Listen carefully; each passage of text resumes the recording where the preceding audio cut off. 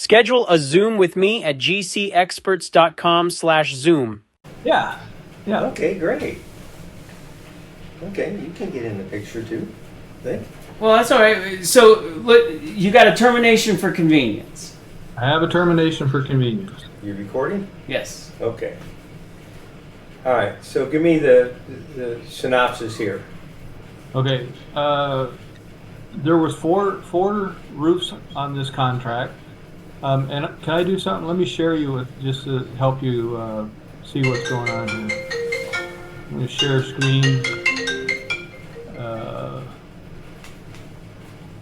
Maybe I have to activate your ability to share screen.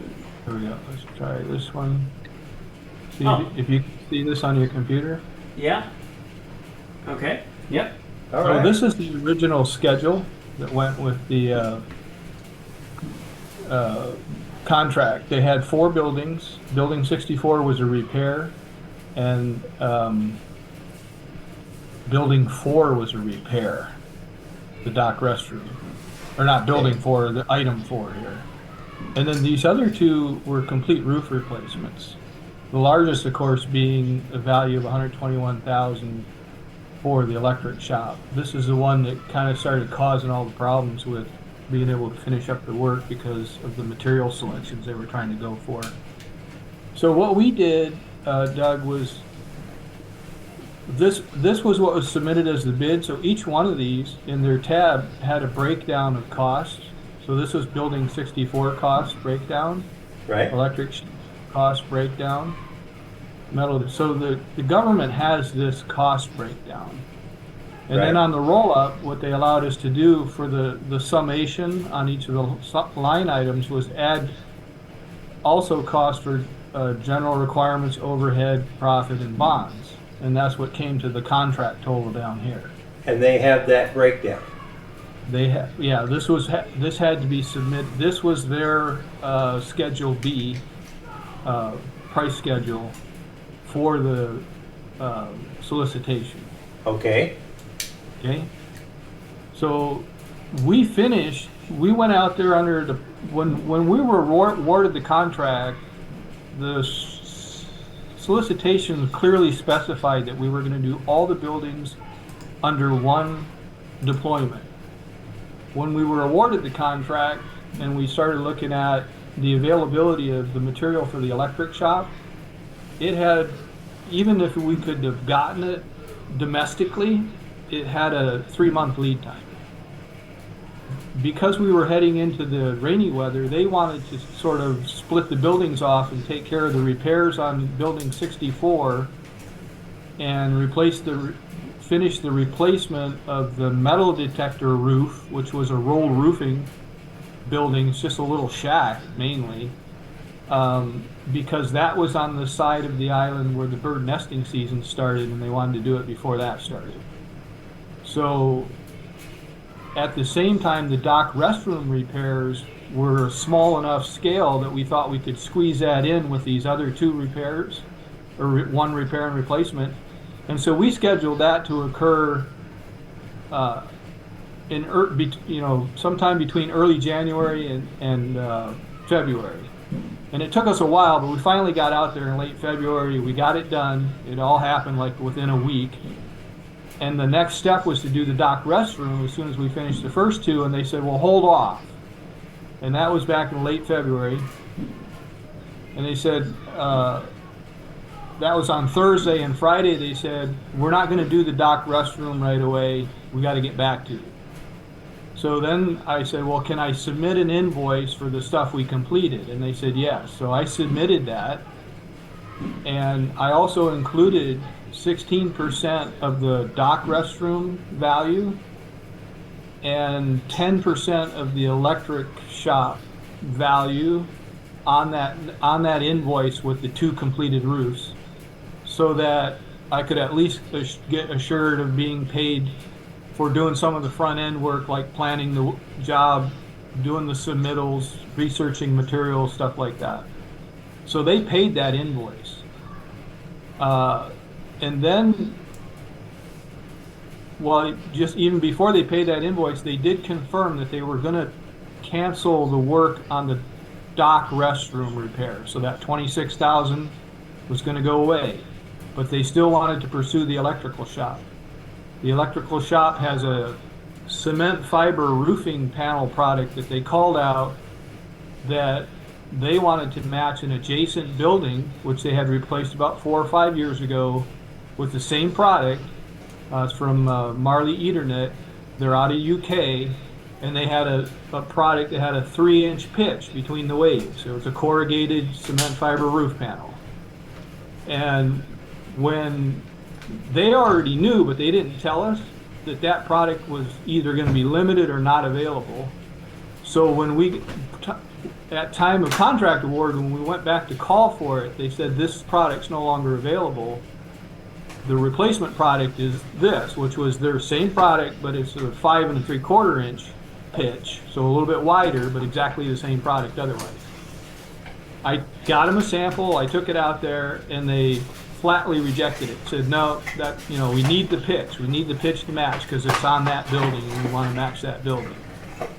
So they sent us off in search of, can we find any residual stock from anybody domestically, or do we have to go to UK? I spent hours and hours researching options out of the UK. We finally found the original factory that produced it had a couple thousand sheets of some stained product that we sent them pictures of. They accepted the stained product and said that'll make it work. But the condition was that if that factory sent that stuff directly to us, there would be no warranty because they don't distribute out of the UK. So it would have been on us to get that material over here. In fact, I had to work out prices to get it recrated in the UK so it could get on the the sea freight, and then when it landed in the US, get it onto a truck and it shipped from Florida out here. So I worked on all this option to get this residual stock that would have matched their profile perfectly, and get it to them. And then in the middle of all that, trying to get that information, the contracting officer that had been running this work quit and moved to, I don't know, I think it was another agency. And so his boss took over the contract, and she was starting to throw a fit about trying to get product in from the UK when there's a Buy American Act standard in there, and nobody got a waiver for it. So, long story short, I spent another couple of weeks trying to resend her stuff and get her up to speed on what was going on with the whole material selection. And that was about 4 or 5 weeks ago. She said, I'll get back to you by the end of the week, and I hadn't heard anything until Friday last week. I got this letter that says we're terminating the contract for convenience. So that's where we stand with it. I called Sean because I'm trying to figure out, I got paid for at least some portion of those 2 buildings that were not done. I just don't know if it's, I don't know. I'm trying to figure out if it's reasonable to leave it at that, if they're going to come after me to claw back some of that, or if I should be asking for more. Okay, so if it were me, that's what you want to know. If it were you, what would you do? I would sit down and I'd say, number one, I have a contract with the federal government for this, and the government allocated X number of dollars by admission when they awarded you the contract. There's an allocation of funds, so they have that much money. Now, set that money aside for that contract. Now the government turned over and they said, we're issuing a termination for convenience. Have they already issued it? Yes, I have a letter. Fine. So if you read the termination for convenience clause, it says you get cost plus overhead and profit not to exceed the contract amount. Now, Right. so all you have to do at this point is go back and say, here's my cost. Here's the cost that I spent over doing this stuff over here. Here's my cost doing all the research. And you put days, hours, times, phone calls, notes, but you spread it out from this date to this date. your standard hourly rate might be $125 or $150 an hour as a contractor, right? Or I think you can go up to, I think about $200 an hour may be considered fair, particularly in San Francisco, right? Yeah. Yeah. Because it's real expensive to get high quality people in the construction business in San Francisco. You put all that together, plus your overhead, plus your profit, and now that's your termination for convenience. Now, they should also issue you a form to fill out that you put all that information into. Oh, okay. And we got one up in Alaska. So if she doesn't send you the form, I have the form. But you don't have to use, if she doesn't send you the form, she just said, we issue termination for convenience, you can just take a spreadsheet and you can put all this information in, minus previous payments, right? But the breakdown you have is irrelevant because they changed the scope of the contract when they told you, hey, we got to have this, and the manufacturer told you it wasn't available, and they tried to get you to get it, even though they knew, or should have known, that it did not meet the Buy American clause of the contract, and that it took a second contracting officer to make the determination that she was uncomfortable with it to issue the termination of convenience. But you get all of your costs, plus overhead and profit, not to exceed the contract amount. And the only exception to that is if during the time that you were performing the contract, you incurred costs at the direction of the government that exceeded the contract amount. In other words, you had a directed change order. So if your time and all your expenses turned out to be more than the contract amount, which I don't think it'll be even close, but in this case, but if it did, you could ask for more than the contract amount, even though the termination for convenience clause says cost plus not to exceed the contract amount, right? But in this case, you're not going to exceed the contract amount. But you can put all those costs in there, everything that you did, right? Okay. And then what you can get back once you settle with them, your bond fee will be reduced so you're going to get some money back on your bond fee. Right. So should I mention that to them, that there's also credit for the bond fee if this is the acceptable? Yeah, I mean, you can call her up and say, yeah. Okay. I've gone back, I've read the clause, and I want you to know that I was being directed to do all of this additional work that was unanticipated when we bid the job. We bid the job to use the products that were there, or equal to. They would not accept an equal to product, so they had me do all this work to try and locate, and here's who I talked with, the dates, the times. Did you actually order the product and have it shipped? I didn't order it, no. Oh, okay. Well, you provided samples to the government. I provided the sample of the current product from the U.S. distributor here. That's right, but nobody paid you to do that.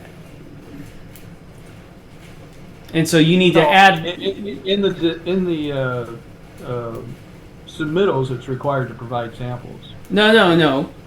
This in the submittals, it's required to provide samples for the product that they specified. That was the product they specified. No, he went and. Oh yeah, the product you look. Here's the point that I'm trying to make to you. One time, I had a contracting officer try to tell me that. No, this is part of this conversation is part of the overhead of the job. Okay? And I went, no, this conversation is not part of the overhead of the job. The very fact that we're talking about something that's different means that I didn't put any money in my bid to talk about things that are different. We're having a conversation and somebody has to pay for that. Okay. Okay? All this extra work that you did could never have anticipated when you bid the job is compensable. So, Doug, I don't know if you recall a few months back when I called you regarding this building 64 and the fact that we didn't put a lifeline tie-off independent system up there because we assumed their existing cable. No, you didn't. You didn't. You didn't assume. You interpreted. Never assume. You interpreted that when you saw it that right. you could reuse it, right? Yes, we interpreted that we could.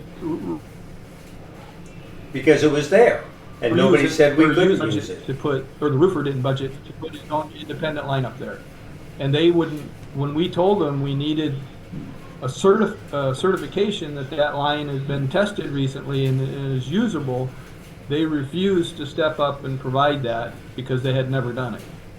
And so our roofer safety guy then was like, well, you can't use it. You have to bring a line up there. And so the roofer wanted to add $8,000 to the price to put his own safety line up there. And I have a question. Whoa. So, probably not in your workshop, but in a workshop, we discussed about Doug's big idea to go after an aid to navigation job. And he was looking down the coastline trying to find a barge, and he found a city that owned a barge, but it wasn't certified. And he said, a crane on a barge. A crane on a barge. But anyway, it needed to be certified, and he said, if I get it certified, will you allow me to use it? Did anybody consider what the costs were to certify this existing system and offer that to the government? We called the engineer. The engineer looked at the data. He looked at the plans that we ended up drawing from them, and the engineer said, I cannot certify that line. You have to. We would have to install a new one. Okay. Now, look, at termination for convenience now, you get all your costs plus overhead and profit. So all your costs for the whole contract. Whatever cost you have, you get that. So spend all the time going over that whole mess when they should have been clear with us. Well, it's got to be allowable and allocable. I mean, look, at the end of the day, it's all a negotiation. Okay? You got to understand that it's a negotiation. You're going to provide some big fucking number, and they're going to look at that, and they're going to come back and say, well, what about this and what about this? And at the end of the day, you have to decide if you can live with it or do you want to fight about it. Okay? That's the brass knuckles. So get that first step done. Get in your number, what you anticipate that your costs are, that you want to settle with the government for a termination for convenience. Then when the arguing starts happening, call me, we'll talk about it and decide if it's worth fighting about. Yeah, one of the things that you may be able to try and look at is you had one item that was completely completed and accepted, one of the line items. Two of them. Right? Two of them, okay. If you pulled those two out, and did they pay you for both of those line items? They did. Okay. If you pulled those out and say, look, you gave me a termination for convenience, but a portion of the contract was completed and paid for. So the termination for convenience is really for everything else. It's not for those line items or for that money, right? And so you pull that out and you say, okay, I get that plus my overhead and profit for those completed items. Now the rest of the contract is this over here. Here's all my expenses other than my expenses for those two buildings, right? So those two buildings. I didn't even know we were having that discussion. Did the government take the position that they wanted cost plus overhead and profit? Well, that's what the termination for convenience clause says. Well, but I wouldn't. Don't even go down that road. Well, it depends on where the numbers are. I don't know how much money he's spent, right? What if he spent more money? Okay, so you got to think. What he's saying is you got to think about it two ways, Rocky. All right, I'm gonna break it down for you easy. The termination for convenience clause says cost plus overhead and profit. So if you're making more money on what your costs were to accomplish everything plus overhead and profit, that's one methodology. he's offering up the other side of that thing, which is what sparked in my head, why are we even having this discussion? Okay, because almost always option number one is less money for you. Almost always. But he's opening it up to could be possible, okay? Because the way that they broke the thing down, if you took the 2 buildings you completed and you said, I did that work, I in my bid, I had this much overhead and profit, so if you paid me for those 2 buildings plus the overhead and profit. That part of the work job was completed, so it's separate. So we're taking the termination for convenience and saying that's for everything else. There's this much money left. Here's how much money I spent trying to do all of that other stuff when you issued the termination for convenience, and that's the money that we're asking for. Then there's a third way, okay, which is probably the better method. And the third method is saying, hey, we did all the contract except this. And this is what the value is on that it would have cost us to do it. So we just want to give that back to the government as a credit. You follow the third methodology he's Stalled out. referring to? Sorry, you stalled out. Okay, so I'll explain it. I don't think this is going to work on this. I don't think it's going to work either, but I would try it first. But I have done this. But usually when I'm successful doing this, it's when 75% or more of the work is done. And says, hey, I did the entire contract, everything that was required except this, and this. Got it. So I'm and those would have cost this, and this. So you take the total contract amount minus what you didn't do that you're giving them a credit for and asking them to settle it on that basis. Now that's a harder nut to crack, but I've done it. In fact, we actually had a trial on that. I think it would definitely be tougher in this case because if you look at those 2 numbers, the 121. Yeah, that's a huge amount. It's a hurdle. Yeah, I would not. In this case, I don't think I'd even try that. Yeah, and so here's what I'm mainly concerned about, right? Because again, here I'll show you the.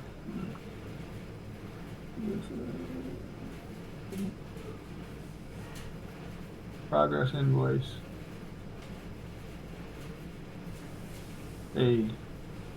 Here's the invoice that I sent them related to that schedule.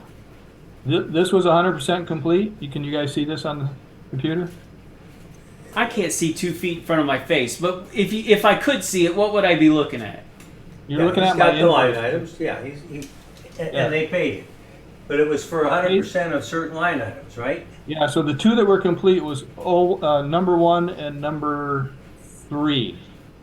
Okay, now while you were doing let me ask you this. While you were doing number 1 and number 3, Yes.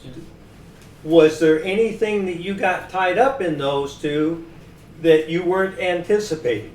Did you have extra costs that you weren't expecting trying to get those done that you could put on the government? Well, only that lifeline issue, which they rejected. They just basically said, no, you're that's on you. Okay, so, but is that, I thought that was, you did 64? Did you do that? Did you go get a lifeline? We did our own lifeline because they just wouldn't budge. They wouldn't. Yeah, they wouldn't okay. accept it. Under the termination for convenience clause, I'd say, and this is part of my cost. But that gets back to the first option was you take all your costs plus overhead and profit, not to exceed the contract amount, and ask for that much money minus previous payments. I'm not a huge fan. It depends on where the numbers are. It does. Yeah, because if I go that first route you're telling me and just add up, take out the 2 that are completed, add up what I have, time invested in other But then you suck out what they've already paid, and that number might be fucking 10 grand. I don't know what that number is. Well, that's what I'm worried about is I don't want to rock the boat. I mean, it's almost like if I add that up and they've already paid me that and some, I'd better off just tell them, you know what, I'm happy with what we're at, just close it out. Yeah, I mean, that's an well, option for me too, right? yeah, it certainly is. That, that you'd be their hero if you gave them that. Yeah, sure would be. Yeah, I would. Uh, That option didn't even enter my head, Rocky, because I would never look at things that way. Well, but the other thing is, knowing these, at least this contracting officer I'm dealing with right now, she does not want to offer a penny more for anything. I mean, she's just always angling for a way of, getting Is she a something back contracting without- officer's representative or a contracting officer, or do you know? Well, she's the contracting officer supervisor. When the contracting officer went to another agency, she took over, and she's the one that's been the most difficult person I've ever worked with. I mean, she's just. Well, not then only the put- answer is file a claim just for shits and giggles and create more work for her. Yeah, but I don't. So what I'm worried about is just like with the lifeline. It's like, what kind of leverage do I have if I go, okay, I put all this in, and they come back and they say, well, that's fine. We only think it's worth this. And by the way, we overpaid you this. So now instead of giving you more money, we're going to ask you for some money back. That is certainly something that could happen. Okay. And I would respond to that very strongly with, well, then you and I can disagree, and you'll have to file a contracting officer's final decision on that, and then we'll take that decision and we'll appeal it. Well, you can look at what the final decision is and see what the merits are based on that. But that strings things out, and you were coming into a time frame where there's going to be a lot more government contracts available, and so where do you want to apply your time, right? Well, Exactly. That's almost the other side of it. It's like if I add up my time and I feel like, well, I've already baked that into that first invoice, kind of suspecting something like this might come along, then hey, I'm compensated rather than waste hours going and trying to justify, even this or a few dollars more. some fights aren't worth fighting. I'm happy You're to right. close it out. Yeah. Yeah, and so, one of the things you can do is see if you can't get some brownie points with her and just say, hey, do you have 10 minutes to talk with me about the contract? I'd like to walk you through that I had a whole bunch of extra costs that you're not aware of. You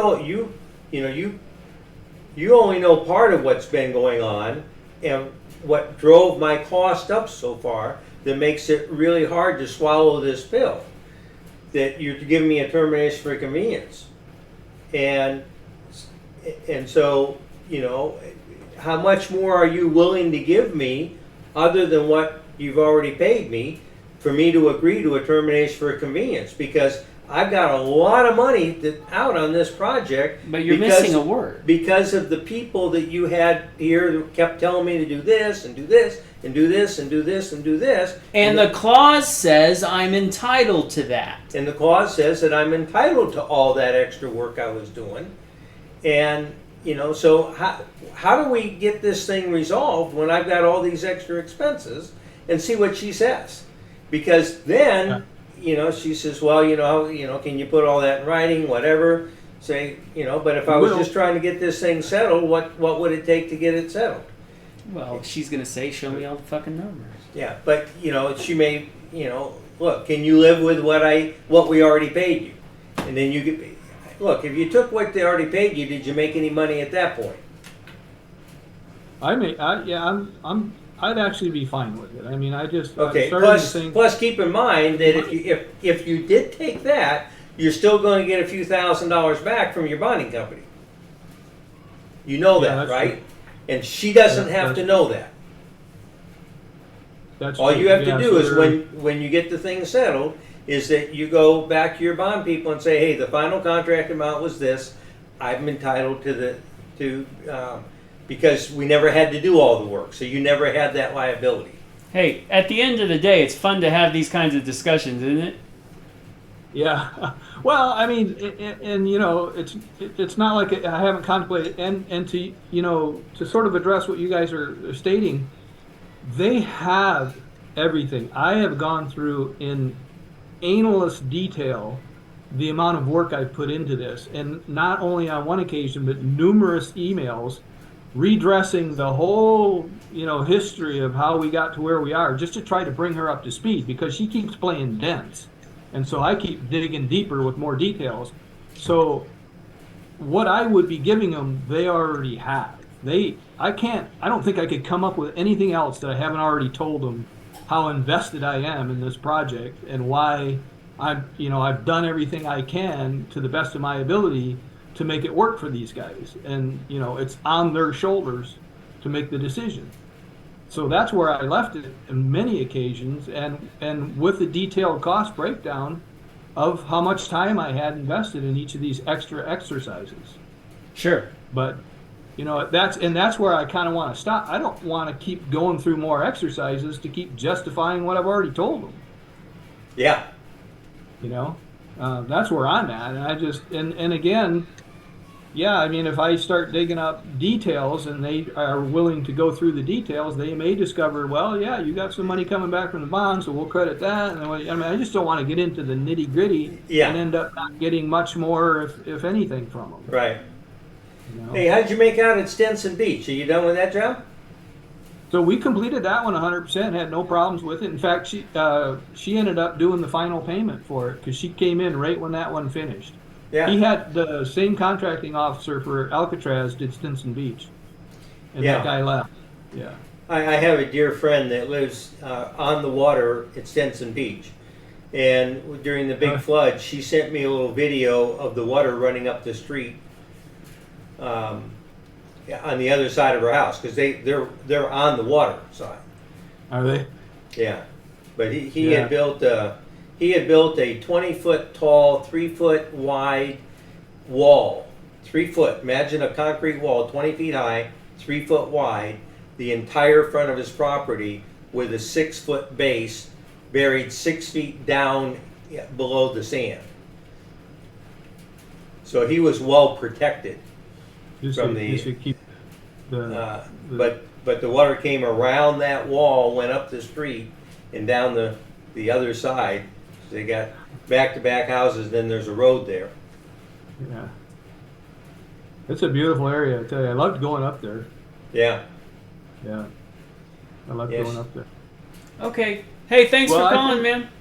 Yeah, I appreciate the input, and I'm going to put the numbers together. If it's massively different than what I've already made, I'll probably approach, your number one way. I think that might be my best option if I'm going to go after any more. Yeah, you got options. It's sort of like sometimes you just want to pull the thorn out and be done with it. Yeah. Yep. I've been there.